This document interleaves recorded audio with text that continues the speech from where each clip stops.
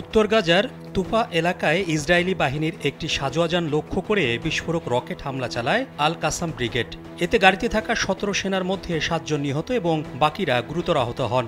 এ হামলাটি ছিল একটি সুপরিকল্পিত ও নিখুঁত আক্রমণ। তুরস্কের রাষ্ট্রায়ত্ত বার্তা সংস্থা আনাদোলু এজেন্সি জানায়, একদিন আগেই গাজা সিটির কেন্দ্রীয় এলাকায় আল কাসামের ব্রিগেডের গুলিতে এক ইসরায়েলি সেনা নিহত হন।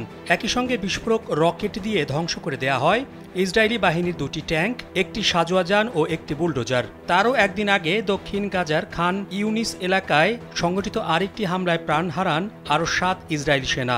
নিহতদের মধ্যে একজন ছিলেন লেফটেন্যান্ট পদমর্যাদার কর্মকর্তা।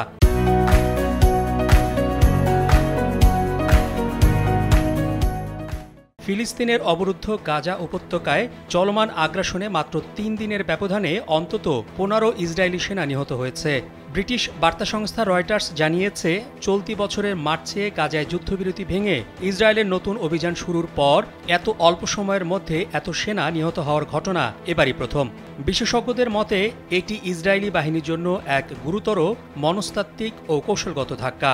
২০২৩ সালের ৭ অক্টোবর ফিলিস্তিনি যোদ্ধারা ইসরায়েলের দক্ষিণাঞ্চলে অতর্কিত হামলা চালিয়ে ১২০০ জনকে হত্যা করে এবং ২৫১ জনকে জিম্মি করে গাজায় নিয়ে যায়।